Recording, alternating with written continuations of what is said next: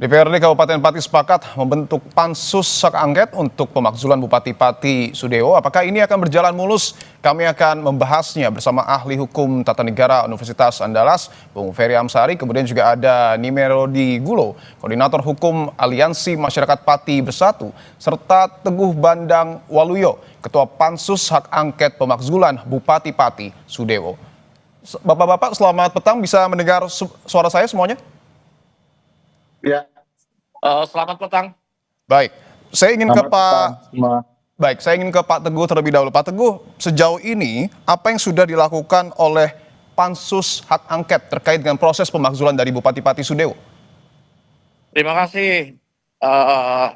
Yang pertama, kami sudah melakukan rapat internal dulu dan kami mengundang para ahli untuk mengecek sejauh mana terkait dengan ya, kami sudah jalan, Mas. Hari ini kami awalnya sudah rapat internal dengan tim ahli sekaligus akademisi. Kami harus ngecek dulu apakah proses yang kami jalani ini sudah betul atau tidak. Kami tidak mau proses ini nanti di pertengahan jalan ada problem atau kita ada permasalahan terkait administrasi dan yang lain, Mas. Terus yang kedua, kami sudah mengumpulkan data-data termasuk berapa yang harus kita masukkan ke dalam pansus. Kami ada 12 item data-data yang sudah kami siapkan dan alhamdulillah itu juga masukan dari teman-teman aliansi Kabupaten Pati. Ada 22 awalnya. Betul. Terus kita cek, kita rapatkan dengan tim ahli kami. Ada 12 butir yang sudah kami sepakati dan alhamdulillah 2 hari kami bekerja sudah jalan 1 item yang sudah kami kerjakan, Mas. Pak Teguh, saya izin bertanya karena saya juga kemarin sempat ke Pati dan saya mendapatkan informasi bahwa 22 item yang kemudian sudah diringkas menjadi 12 disebut memenuhi unsur pelanggaran yang dilakukan oleh Bupati Pati Sudewo. Betul demikian? Saya tidak bisa menyampaikan ini Pak Sudewo ini melanggar dan tidak karena proses juga kami baru jalan. Tetapi dari 12 itu rasa-rasanya semakin kuat kami menguatkan pansus ini karena data itu juga bukan hanya dari fraksi saja, tetapi juga teman-teman masyarakat, aliansi, tokoh agama, tokoh masyarakat memberi masukan sehingga kami meyakini dari 12 itu mempunyai kekuatan yang sangat luar biasa, Mas. Oke, memiliki kekuatan yang sangat luar biasa terkait dengan 12 poin ini. Saya ingin ke Pak Gulo. Pak Gulo, apakah kemudian pernyataan yang kemudian tadi disampaikan oleh Ketua Pansus Hak Angket meyakinkan Anda bahwa Bupati Pati akan dimakzulkan?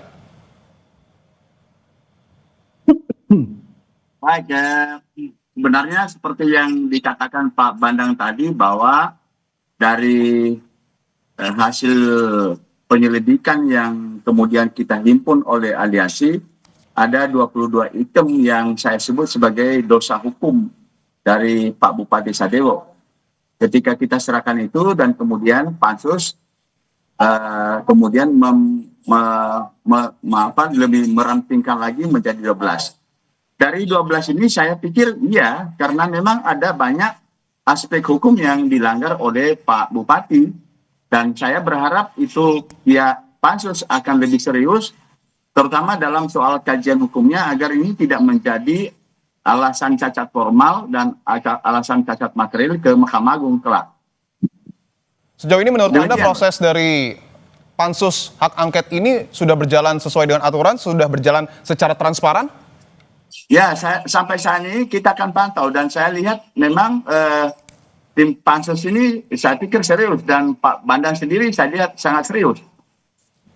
Oke. Karena ini kan aspirasi masyarakat. Baik. Dan kita sudah berharap dan mendesak pihak pansus serius. Baik. Karena memang ini fakta bukan dibuat-buat.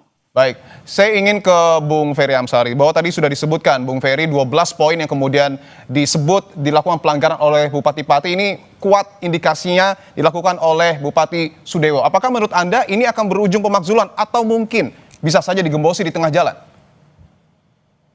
Ya, karena ini masuk ke ruang politik ya, hak angket maupun nanti akan berujung kepada pemakzulan, tentu selalu ada dua kemungkinan. Namun kalau dilihat berdasarkan ketentuan ya, pasal 67 dan pasal 76 di dalam Undang-Undang Pemerintahan Daerah soal kewajiban dan larangan kepala daerah, pada dasarnya itu semua sudah bisa dilihat bahwa misalnya kewajiban dia harus menjaga tata tertib kehidupan masyarakat dengan kondisi upaya dia menyatakan bahwa eh, kebijakannya 250% pajak akan dinaikkan, itu sudah meresahkan publik. Perlu diingat bahkan poin meresahkan publik itu ada di pasal 76 bahwa seorang kepala daerah dilarang ya membuat kebijakan yang mampu menimbulkan keresahan publik. Itu sudah jelas sekali, bahkan kita bisa lihat Pak Bupati menyatakan jangankan 5.000 orang, 50.000 orang saja dia siap menghadapi.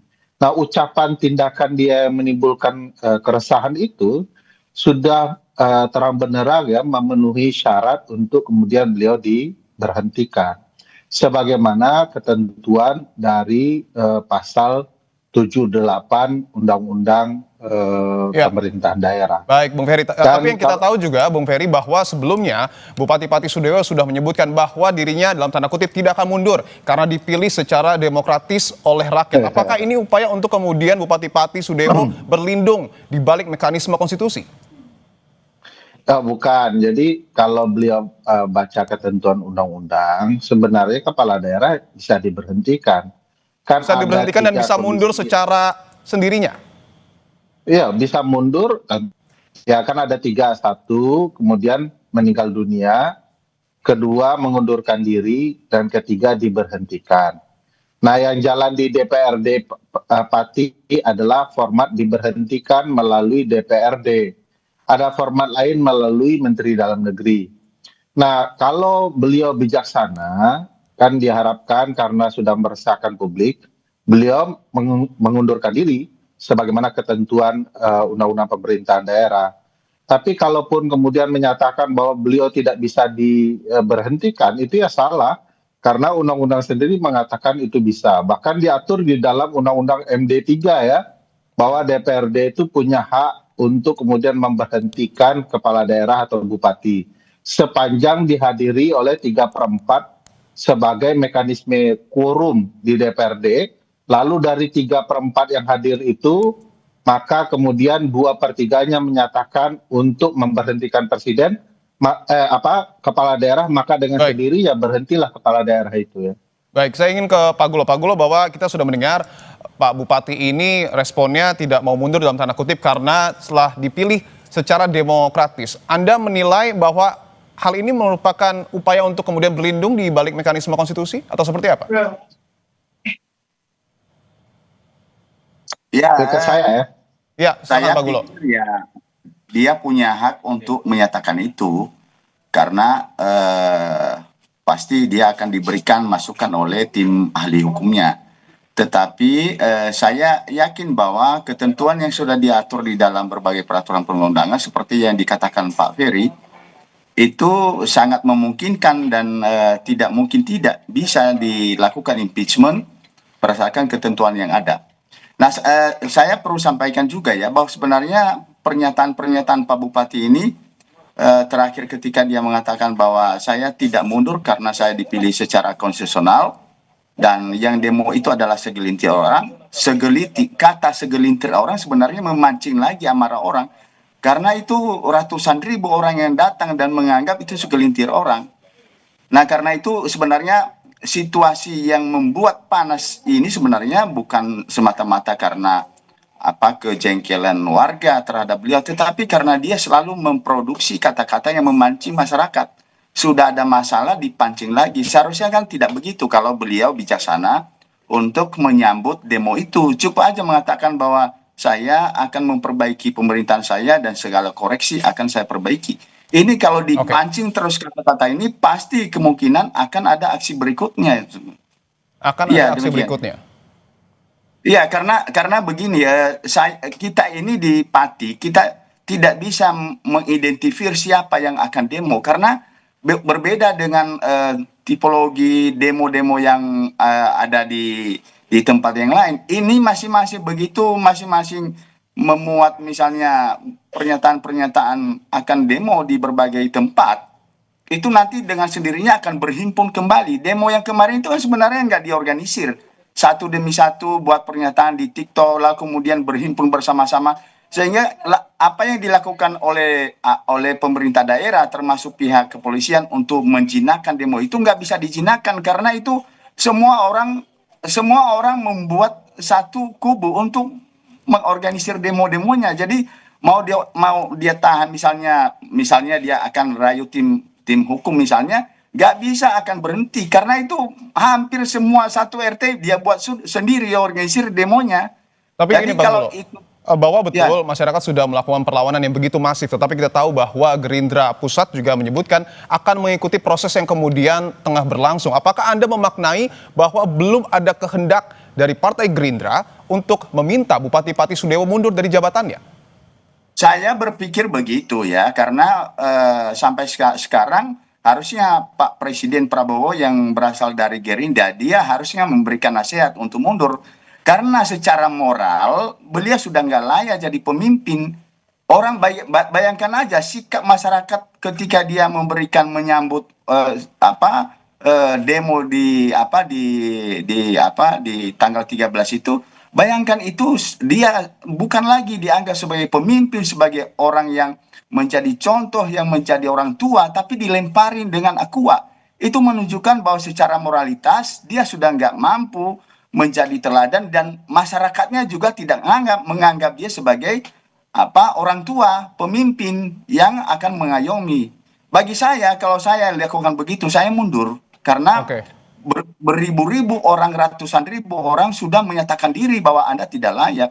Nah, itu terserah ya. Kita berharap Partai Gerindra sebagai pemegang tampuk pemimpin sekarang itu harusnya memberikan contoh kepada kita bahwa pejabat-pejabat yang disodorkan ke kita kemarin itu dan kemudian terpilih harus mampu dia menghandle nilai-nilai moralitas, tidak harus berlindung di dalam Baik. konstitusi ya. Ya. Baik, saya ingin ke Pak Badang. Saya ingin konfirmasi sebenarnya seperti apa suasana kebatinan di dalam pansus khususnya Partai Gerindra. Apakah menghendaki Pak Bupati mundur atau justru ingin mempertahankan? Pak Badang. Saya yakin masyarakat Pati dan pada khususnya sudah bisa menilai lah sikap Gerindra seperti apa. Tapi yakinlah bahwa 7 fraksi di DPR setuju hak angket, setuju melakukan pansus, dan Gerindra juga mengusulkan catatan di mana itu ada catatan terkait dengan kondisi yang ada di masyarakat Pati. Beliau juga memberikan catatan terkait dengan data-data terkait yang dilakukan Pak Bupati yang kurang tepat di hati masyarakat Pati, Mas. Oke, tapi begini, apakah kemudian persetujuan terkait dengan hak angket ini berkorelasi juga dengan pertujuan untuk memakzulkan? Tapi ini akan kita bahas bersama dengan Bapak-Bapak. Usai jeda tetaplah bersama kami, saudara, di Kompas Petang. Pak Bandang, saya ingin tanyakan lagi bahwa tadi Anda menyebutkan Partai Gerindra memang setuju untuk kemudian menggelar hak angket. Tetapi apakah Partai Gerindra di Pati juga setuju untuk kemudian memakzulkan Bupati Pati Sudewo? Terkait dengan pemakzulan nanti ke depan Pak Sudewo seperti apa, saya yakin masyarakat Pati pada umumnya, pada khususnya, dan masyarakat se-Indonesia sudah bisa menilai lah. Kemarin 7 fraksi aja mengajukan hak angket semua. Tetapi prinsip fraksi kan punya kebijakan masing-masing. Nah, dalam hal ini rapat pansus makanya kami terbuka itu masyarakat biar tahu, biar bisa menilai fraksi mana yang gasnya setengah-setengah, fraksi mana yang tidak mau main-main, fraksi mana yang kena masuk angin. Semua itu kita terbuka di dalam pembahasan pansus dan berharap semua masyarakat bisa menilai, terutama teman-teman aliansi masyarakat Pati bisa menilai langsung nih. Ya. Karena kami tidak ada yang kami tutup-tutupi pembahasan. Tapi penilaian Anda Partai Gerindra ini setengah-setengah nggak gasnya? Saya nggak bisa menyampaikan ya Mas, pokoknya Oke. masyarakat aja yang bisa menilai ya. Oke, tapi potensi untuk kemudian memanggil Bupati Pati Sudewo ini ada Pak? Jika ada memang kapan kiranya direalisasikan? Baik, ini kan ada 12 item, baru satu item, besok item kedua. Nah, rencana memanggil Pak Bupati sangat dimungkinkan Mas, karena kami tidak mau menerima aduan, permasalahan, bukti, data hanya dari satu pihak. Nanti kami akan konfirmasi kepada Pak Bupati, betul tidak hal ini? Iya tidak. Tetapi sekali lagi kami tidak bisa menjanjikan nanti kami undang Pak Bupati dan tidak. Kami pengen biarkan pansus ini bergulir, berjalan seirama mungkin. Kalau memang dimungkinkan di situ membutuhkan Pak Bupati, pasti kita panggil. Bahwa pansus memiliki waktu 60 hari memang Pak. Tetapi kan ketika memang terlalu lama, apakah ini tidak berpotensi untuk kemudian suasana semakin panas atau kembali panas di Pati? Ya itu yang jadi khawatir kami, tapi Oke.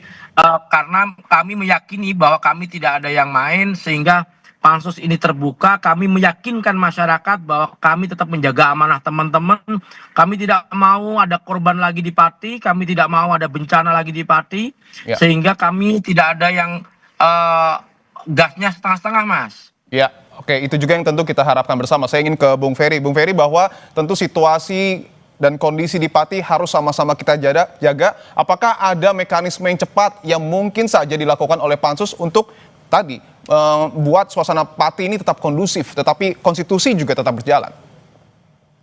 Ya, kan berdasarkan ketentuan undang-undang pemerintahan daerah, mekanismenya bisa sangat cepat sebenarnya kalau dilihat dari apa yang ditentukan undang-undang bahwa bupati sudah membuat keresahan. Jadi pemberhentian bupati. Ya, halo. Silakan Bagi lanjutkan. saya dipersingkat juga agak, ya, bagi saya ketentuan undang-undang itu mempertegas bahwa fakta di lapangan sudah terang benderang terjadi kerusuhan, keributan di Pati ya. Ya, jadi jangan DPRD memperpanjangnya terlalu lama sampai harus 60 hari. Dalam hitungan minggu pun diperkenankan oleh undang-undang dan itu konstitusional. Tentu secara politik situasi dengan hak angket akan bernuansa untuk meredam situasi yang ada ya, karena waktu dan temponya akan bisa panjang. Tetapi ada baiknya jangan itu dijadikan ruang untuk menimbulkan kerisauan baru.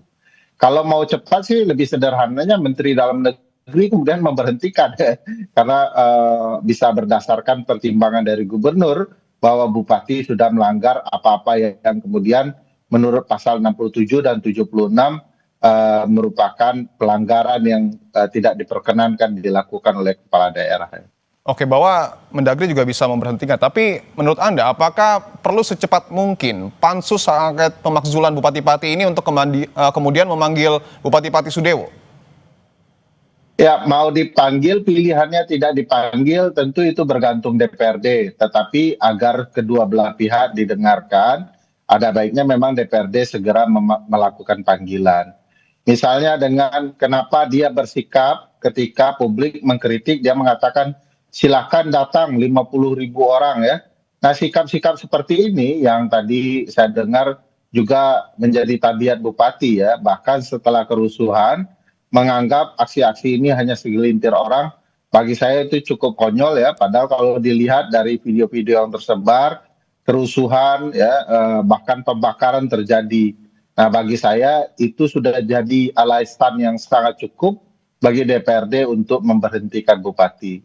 Siap, saya ingin ke Pak Gulo dulu. Pak Gulo, tadi bahwa nampaknya tidak hanya satu cara, yakni pansus hak angket untuk kemudian melengsarkan Bupati Pati. Ada mekanisme yang tadi sudah disampaikan Bung Ferry, Mendagri bisa saja memberikan rekomendasi itu. Anda akan mengupayakan sampai ke tingkat gubernur mungkin atau ke Mendagri, Pak Gulo?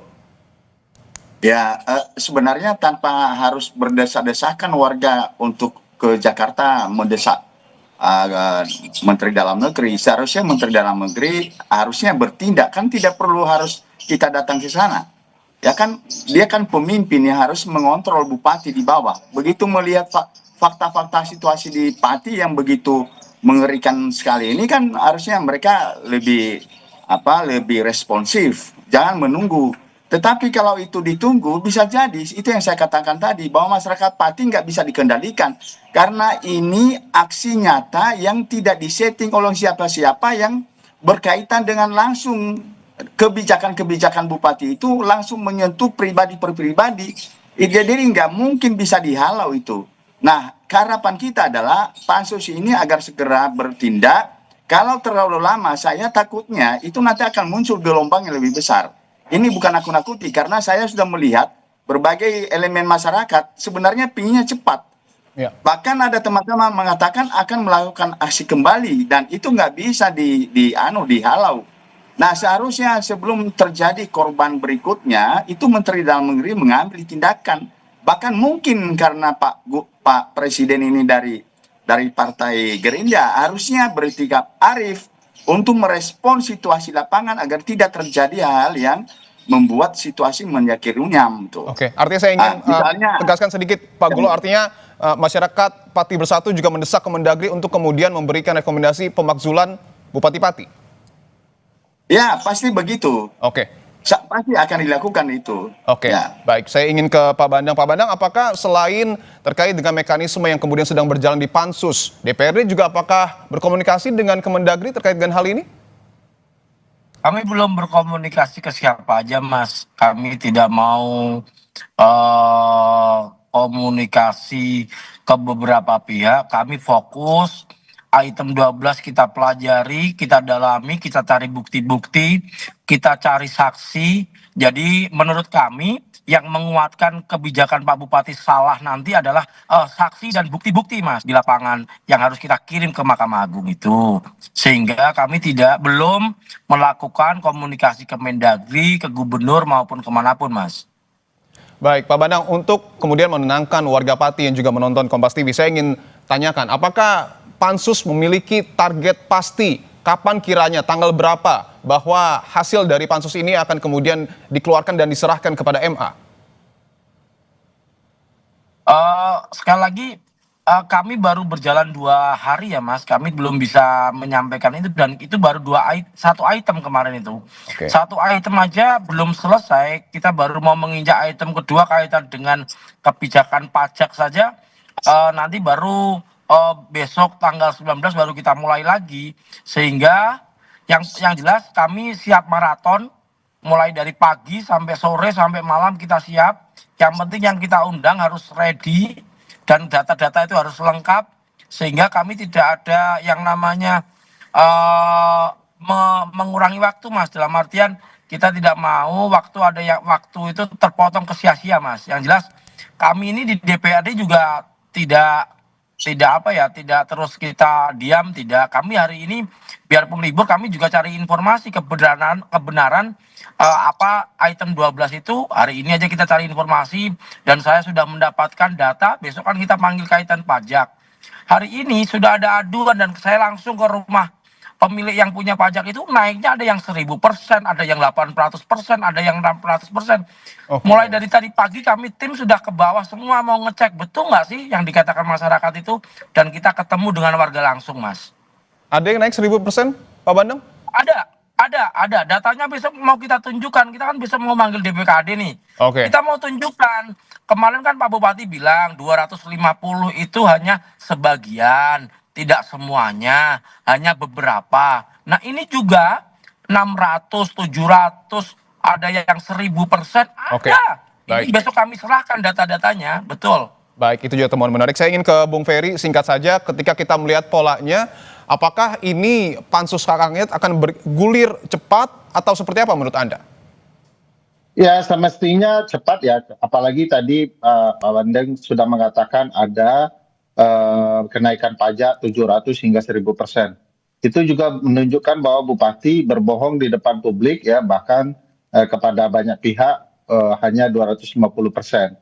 Nah, kalau dilihat dari bukti-bukti seperti itu sih sebenarnya ketentuan pasal 67, 76, 80 ya, 78, 80 semua sudah mudah sekali untuk dilakukan, tinggal kemudian kesepakatan DPRD untuk memastikan bahwa Pak Bupati layak untuk diberhentikan, lalu dokumennya akan dikirim ke Mahkamah Agung agar Mahkamah Agung untuk memutus final and binding pemberhentian tersebut ya. Baik, tentu kita berharap bahwa proses yang kemudian sedang berjalan di DPRD Kabupaten Pati dapat berlangsung secara transparan dan juga cepat. Terima kasih Bapak-Bapak, ada Bung Ferry Amsari, Pak Teguh Bandang Waluyo, dan juga Pak Nimerodi Gulo atas waktunya. Sehat-sehat selalu. Terima kasih, Pak.